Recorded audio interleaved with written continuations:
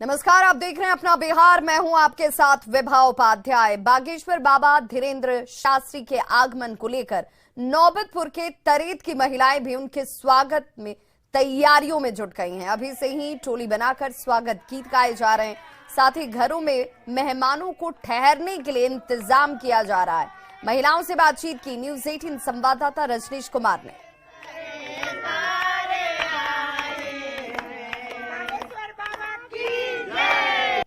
नौबतपुर के तरेत में बाबा बागेश्वर के आगमन को लेकर लोग जोर शोर से तैयारी में जुट गए हैं। जहां पुरुष तैयारी में जुटे हुए हैं, वहीं महिलाएं भी जी जान से जुट गई हैं। आयोजन स्थल हो या फिर अपने घर आंगन में महिलाएं तैयारी कर रही हैं। जरा हम बात करते हैं तरेत की, यहाँ पर महिलाएं हैं, किस प्रकार की तैयारी चल रही है। यहाँ से हम सारी महिलाओं लोग पूरे गांव के तन मन धन से और बागेश्वर बाबा के स्वागत के लिए हम लोग तैयार हैं। जितने भी, सबसे पहले तो बागेश्वर धाम सरकार की जय, और उनको स्वागत के लिए हम लोग बहुत ही सनातन धर्म से जो जुड़े हुए लोग हैं और वैदिक मंत्र के साथ उनको स्वागत के लिए हम लोग तैयार हैं। क्या बात है, क्या कहेंगी? अभी तो बड़ा मौका है, पहली बार बाबा बागेश्वर आ रहे हैं और इतनी बड़ी भीड़ होगी आपके यहाँ जी। तो हम लोग पूरे गांव के महिलाएं लोग तन मन धन से माला लेके तैयार रहेंगे। बाबा को स्वागत करने के लिए तैयार रहेंगे हम लोग सब लोग। ये कितना स्वागत है, कितना बढ़िया से बाबा मेहमान यहाँ आ रहे हैं बिहार में, उनके लिए हम लोग स्वागत। फूलों की बारिश करेंगे। हाँ, फूलों की बारिश करेंगे, जरूर करेंगे, सब लोग मिल के करेंगे। अच्छा, गीत संगीत की भी तैयारी कर रही है? सब तैयारी कर रहे हैं लोग, सब पूरा। जरा कौन सा गीत आप लोग अभी गा रही थी, कैसे तैयारी कर रहे हैं, जरा हम चाहें कि दर्शकों को जरूर सुनाएं जी। सजा लो गाँव में गुलशन सा, सजा लो गाँव में गुलशन सा, मेरे सरकार आए हैं। इस प्रकार की तैयारी है। गीत संगीत के साथ साथ फूलों की बारिश करेंगी ये तमाम महिलाएं, और घर का दरवाजा जो है मेहमानों के लिए खुला रहेगा, भंडारा चलेगा। सजा लो घर को गुलशन से, हमारे सरकार आए हैं। गांव को गुलशन से, हमारे सरकार आए हैं। घर हो या गांव हो, हर तरफ लगातार तैयारी में लोग जुटे हुए हैं और निश्चित रूप से गांव वाले गौरवान्वित महसूस कर रहे हैं कि हमारे गांव बाबा आ रहे हैं। कैमरामैन सुबोध के साथ रजनीश कुमार, न्यूज 18 तरेत, नौबतपुर, पटना। तो 13 मई को बागेश्वर धाम के प्रमुख पंडित धीरेन्द्र शास्त्री पटना के नौबतपुर में हनुमंत कथा का वाचन करने आने रहे हैं, और इस बीच उनके आगमन से पहले कोई ऐसा दिन खाली नहीं जा रहा जब बाबा बागेश्वर पर राजनीतिक बयानबाजी न हो रही हो।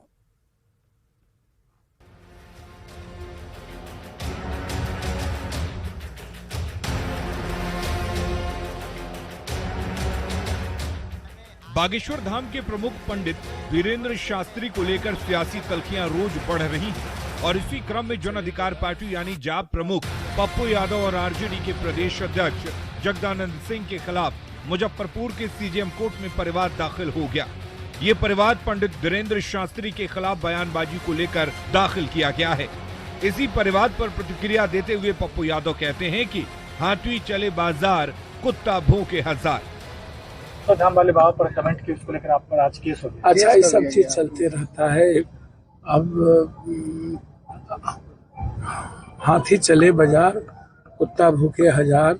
हम विचारों की बात करते हैं। बागेश्वर कौन है हमको नहीं पता।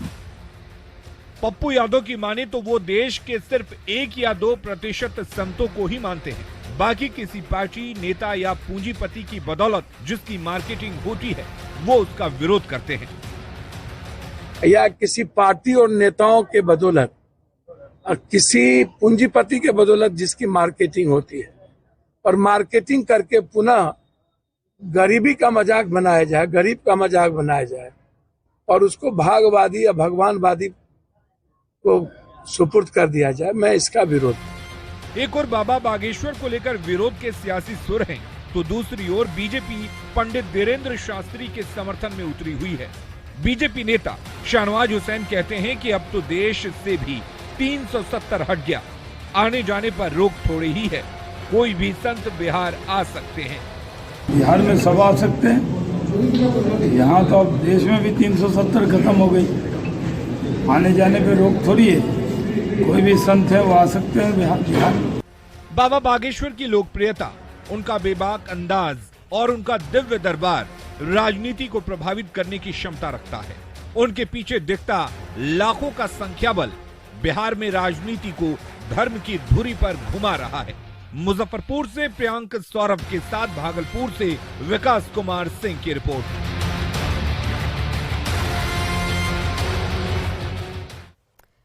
तो बिहार में आ रहे बाबा बागेश्वर को लेकर सियासत जारी है और इस बीच पूर्व मंत्री और बीजेपी नेता सुरेश शर्मा ने कहा है कि बाबा के विरोध में लोगों को उनके दौरे का और ज्यादा प्रचार किया जा रहा है। सुरेश शर्मा ने कहा कि जितना प्रचार ऐसे नहीं होता, उससे ज्यादा प्रचार तो विरोधियों ने कर दिया है। ऐसे में अब और भी ज्यादा लोग बाबा बागेश्वर के दरबार में पहुंचेंगे। विरोध जो है वह विरोध तो उनको बाबा बागेश्वर के हित में और वहां पर जो भीड़ उभरेगी वह तो ज्यादा ही हमको लग रहा है कि ये प्रचार हो गया उनके विरोध कर। विरोध से लोगों में अंदर एक दूसरी तरह की जागृति आ गई और जो हिंदुत्व की भावना है वह ज्यादा प्रखर होकर के वहां जाने की तैयारी कर लिया। तो बागेश्वर बाबा के बिहार आगमन को लेकर चल रही सियासी बयानबाजी के बीच उनके भक्त चुपचाप बागेश्वर बाबा के स्वागत की तैयारियों में जुटे हुए हैं।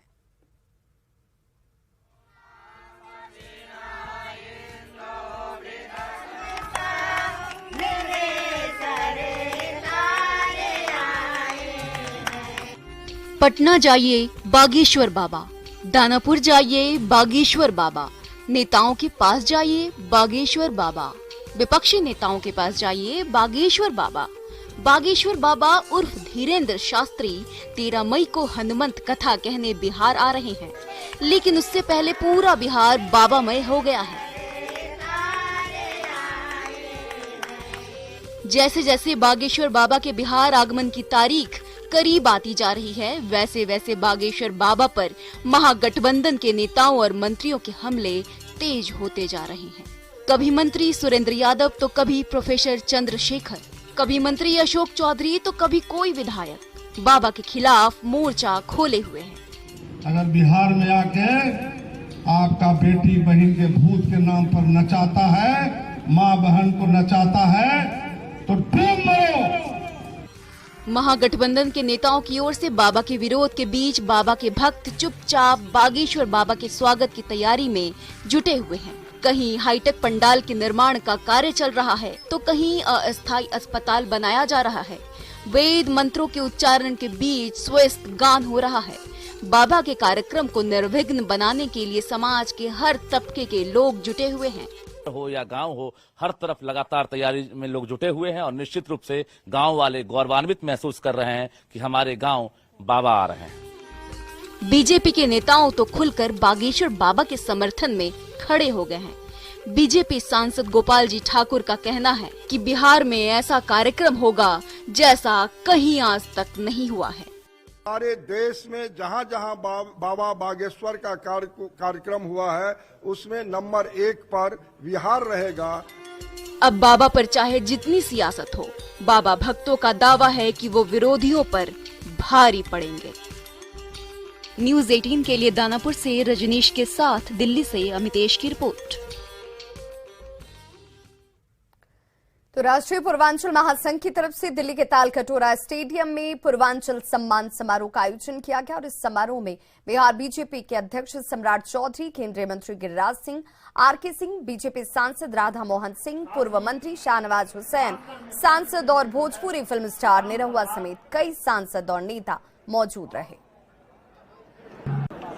ये पूर्वांचली जब 80 के दशक में बस पर चक्कर लगाते थे तो कभी भैया जी कहता था, कभी ओ बिहारी कहता था।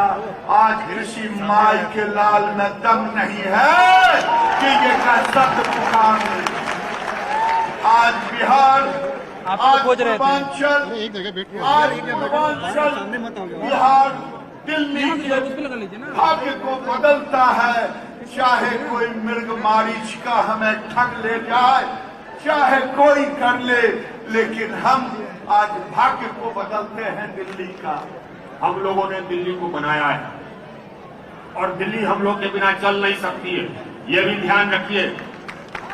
हम लोगों ने दिल्ली को बनाया है, आज दिल्ली हम लोग के बिना चल नहीं सकती है। हम यहाँ पर रेहड़ी पटरी भी चलाते हैं, हम यहाँ ऑटो भी चलाते हैं, हम यहाँ यूनिवर्सिटी में भी पढ़ाते हैं और हम यहाँ मंत्रालय भी चलाते हैं। IAS IPS में भी हम ही हैं। आप जब चले जाइए किसी IIT में, सबसे ज्यादा संख्या हमारी ही मिलेगी। हम लोग विद्वान हैं, हम लोग मेहनती हैं और हम लोगों को मात्र एक ही चीज आवश्यक है कि हम लोग अपने आप को पहचाने। चाहे रही बॉम्बे दिल्ली, चाहे रही मसूरी में, लिखिया पढ़िया कोनो भाषा बतिया भोजपुरी में। तरक्की करे खातिर हर भाषा के ज्ञान जरूरी है, लेकिन अपने मातृभाषा के सम्मान खातिर जहां भी रहा भोजपुरिया में बतियावे की चाहिए। उचक्के गुंडे माफिया डर से थर थर कांप रहे हैं, बुलडोजर बाबा चाप रहे हैं, माफिया हाँफ रहे हैं। भाई हम लोग हैं बिहार और उत्तर प्रदेश, एक ने तो भगवान राम को स्थापित कर दिया, हम बिहार के लोग आश्वस्त करते हैं मैया सीता को भी हम लोग अपने बिहार में स्थापित करने का काम करेंगे। तो दिल्ली के तालकटोरा स्टेडियम में आयोजित पूर्वांचल सम्मान समारोह में बीजेपी के प्रदेश अध्यक्ष सम्राट चौधरी ने बड़ा बयान दिया। सम्राट चौधरी ने कहा कि जिस तरह उत्तर प्रदेश में अपराधियों को डंडा किया गया है और उन सभी अपराधियों को ठीक वैसे ही बिहार में अपराधियों को ठंडा करने के साथ ही उन्हें जमींदोज करने की जरूरत है और तभी बिहार और देश का विकास संभव होगा। हम आपसे आग्रह करेंगे कि जिस तरह उत्तर प्रदेश आज ठीक हुआ है 2 महीने में साथियों, एक तो उत्तर प्रदेश में जो अपराधी का व्यवस्था था उसको ठीक तरह से योगी बाबा ने ठंडा करने का काम किया है और हम लोग भी चाहते हैं कि देश यदि बढ़ाना है साथियों तो बिहार को भी ठंडा करना पड़ेगा। अपराधी ठंडा तो है ही, अपराधी को जमीन के अंदर मिट्टी में मिलाने का काम बिहार में भी होना चाहिए। तो बजरंग दल पर बैन की मांग वाले बयान पर सियासत थमने का ही नाम नहीं ले रहा। दिल्ली में आयोजित पूर्वांचल सम्मान समारोह में पूर्व केंद्रीय मंत्री राधा मोहन सिंह ने कहा कि जो लोग बजरंग दल को समाप्त करने की बात करते हैं वे खुद समाप्त हो जाएंगे। बोल रहे हैं कि बजरंग दल को समाप्त करेंगे, हम सब पूर्वांचल के लोग हम उनको समाप्त करेंगे। बजरंग दल को कोई माई का लाल समाप्त कर नहीं सकता। तो बजरंग दल पर बैन वाले बयान पर हो रही सियासत के बीच बीजेपी के पूर्व प्रदेश अध्यक्ष और सांसद डॉक्टर संजय जायसवाल ने चुनौती दी है कि एक भी ऐसी घटना बताइए जिसमें बजरंग दल की संलिप्तता रही हो। इसलिए बजरंग दल पर बैन की मांग करने वालों को भारी नुकसान उठाना पड़ सकता है। आज कोई मैं चैलेंज करता हूं, एक छोटी सी घटना बताइए जिसमें बजरंग दल के हमारे युवाओं ने कोई गलत काम किया हो, कोई देश विरोधी हरकत की हो। जिस मुद्दे को नहीं था उस मुद्दे को लाने का काम कांग्रेस करती है और पूरे हिंदुस्तान में इसका उनको दुष्परिणाम भुगतना पड़ेगा। तो केंद्रीय गृह राज्य मंत्री नित्यानंद राय ने आरा में वीर कुंवर सिंह की भव्य प्रतिमा के निर्माण का ऐलान किया है। केंद्रीय रेल मंत्रालय की तरफ से प्रतिमा के निर्माण किए जाएंगे। केंद्रीय गृह राज्य मंत्री ने बिहार सरकार पर देश के अमर शहीदों की उपेक्षा करने का आरोप लगाया। आरा में बाबू वीर कुंवर सिंह की भव्य प्रतिमा का निर्माण होगा और भारत सरकार के रेल मंत्रालय द्वारा यह कार्य पूर्ण किया जाएगा। माननीय प्रधानमंत्री आदरणीय नरेंद्र मोदी जी का सपना है अमर शहीदों से देशवासियों को मिलती रहे हमेशा प्रेरणा। बिहार सरकार की उदासीनता के कारण बाबू वीर कुंवर सिंह की धरती आरा ही रही है उपेक्षित। बिहार सरकार को स्वतंत्रता सेनानियों और अमर शहीदों के प्रति रुचि नहीं है, जिसके कारण उनकी अवहेलना होती रहती है और बिहार में इस प्रकार से अपने शहीदों और स्वतंत्रता सेनानियों की अवहेलना बिहार बर्दाश्त नहीं करेगा। लखीसराय में बिहार विधानसभा में नेता प्रतिपक्ष विजय कुमार सिन्हा ने मणिपुर हिंसा पर आरजेडी अध्यक्ष लालू प्रसाद के ट्वीट पर पलटवार किया है। विजय सिन्हा ने कहा कि अब उनकी उम्र भागवत कथा सुनने की है। कुछ दिनों के लिए बागेश्वर बाबा पटना आ रहे हैं, उनके दरबार में जाकर कथा सुननी चाहिए। अपने परिवार और अपने पुत्र की भविष्य के लिए बिहार के बच्चों के भविष्य के साथ खिलवाड़ न हो, उसके भविष्य के नाम पर, नियुक्ति के नाम पर घोटाला न हो, पुराने अनुभव को शेयर करते हुए एक नया स्वच्छ वातावरण बनाइए कि पवित्रता और ईमानदारी से नियुक्ति हो, अपराध भ्रष्टाचार रुके और हिंसा रुके, जातीय उन्माद न फैले। इस पर भी आपका ट्वीट आना चाहिए। बिहार की जनता ये अपेक्षा रखती है। ऐसे भी चौथापन है तो भगवत भजन करिए। बागेश्वर बाबा आ रहे हैं, उनके भगवत भजन राम कथा में सम्मिलित होइए। आपका स्वास्थ्य उनके हनुमान जी की कृपा से कुछ और बेहतर हो जाए। जातिगत गणना पर हाई कोर्ट की रोक के बाद जेडीयू ने बीजेपी पर बड़ा आरोप लगाया है। जेडीयू का यह दावा है कि जिन लोगों ने जातीय गणना के खिलाफ याचिका दायर की, उनका बीजेपी से संबंध है।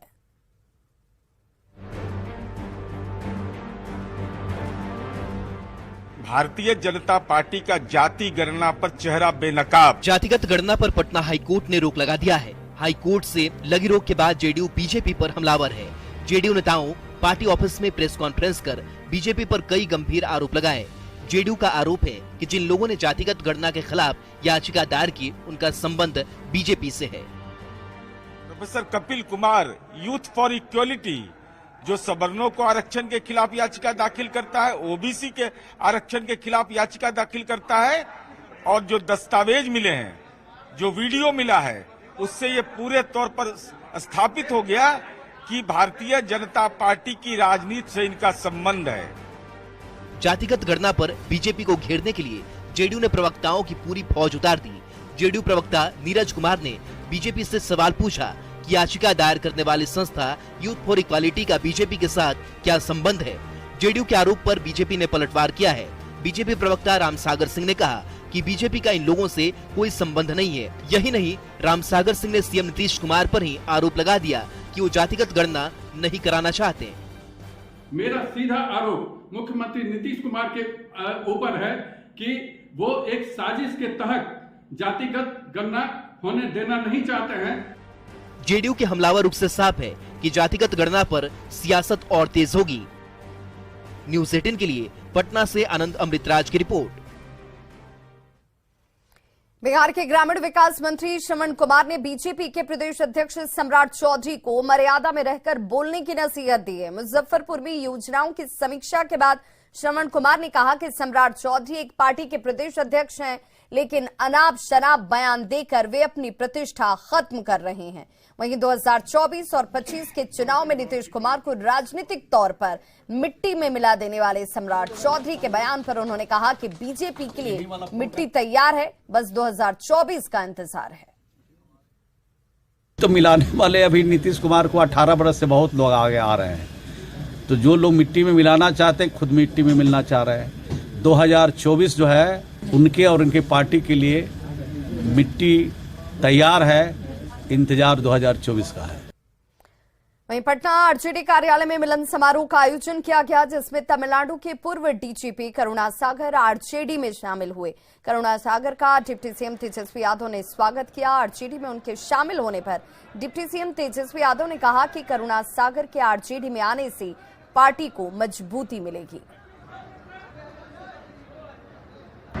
करुणा जी ने इस पार्टी में ज्वाइन करने का निर्णय लिया और आज ज्वाइन किया, तो मामूली बात नहीं। आईपीएस अधिकारी हैं, चीज़ों को समझते हैं, देखें, तो इसलिए यहाँ पार्टी के सभी नेता हैं उपस्थित, सभी लोगों का हम अभिनंदन करते हैं, धन्यवाद देते हैं। लव जिहाद पर बनी फिल्म द केरल स्टोरी देश भर के सिनेमा घरों में खूब धूम मचा रही है। बिहार के सीमांचल में हिंदूवादी संगठन के लोग रियायती दर पर लोगों को मूवी का टिकट मुहैया करा रहे हैं ताकि ज्यादा से ज्यादा लोग इस मूवी को देख पाएं।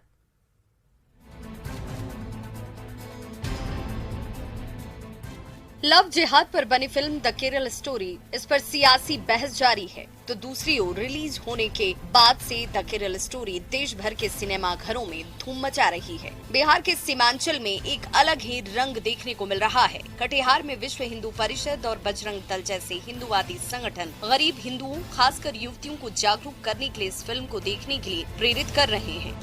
इन संगठनों से जुड़े युवा रियायती दर पर लोगों को मूवी के टिकट भी मुहैया करा रहे हैं ताकि ज्यादा से ज्यादा लोग इस मूवी को देख सकें। हम चाह रहे हैं कि लोग जागरूक हो। वर्तमान परिदृश्य क्या है, जो गैर कानूनी धर्मांतरण किया जा रहा है उसके बारे में लोग जाने। लव जिहाद क्या चीज होती है, उसका क्या एजेंडा होता है, उसके बारे में लोग जाने। हिंदूवादी संगठनों का आरोप है कि अगर जागरूकता नहीं फैलाई गई तो सीमांचल की स्थिति भी केरल जैसी होने वाली है। बिहार का सीमांचल क्षेत्र मुस्लिम बहुल इलाका है और हिंदूवादी संगठन इलाके में लव जिहाद की घटनाओं को तेजी से बढ़ने का आरोप लगा रहे हैं। आने वाले कल में आपको सीमांचल स्टोरी भी या सीमांचल फाइल्स भी दिखाई पड़ने लगेगा। आपको कटिहार, पूर्णिया, अररिया, किशनगंज, फारबिसगंज, ये सब जगह में अभी कन्वर्जन का बहुत ज्यादा मामला चल रहा है। अभी कुछ दिन पहले भी एक सूरत की लड़की को कटिहार लाया गया था लव जिहाद के मामला में। दरअसल द केरल स्टोरी लव जिहाद पर आधारित है। फिल्म लड़कियों को आतंकवाद में धकेलने और सेक्स स्लेव बनाने की कहानी है। हिंदूवादी संगठन मानते हैं कि सीमांचल में भी लव जिहाद के मामले बढ़ते जा रहे हैं। अगर जागरूकता नहीं फैलाई गई तो सीमांचल फाइल्स बनाने तक की नौबत आ सकती है। न्यूज़ 18 के लिए कटिहार से सुब्रत गुहा की रिपोर्ट। बड़ी खबर समस्तीपुर से आ रही है, जहां खाना बनाने के दौरान रसोई से निकली चिंगारी ने आसपास के 5 घरों को जलाकर राख कर दिया है। घटना दलसिंह सराय के विद्यापति नगर स्थित भुइयां स्थान टोला की है। तस्वीरें इस वक्त आपके टीवी स्क्रीन पर। आग लगने से लाखों की संपत्ति का नुकसान हुआ है, जिसमें कपड़े, अनाज, महत्वपूर्ण कागजात और कुछ नकद भी शामिल बताए जा रहे हैं।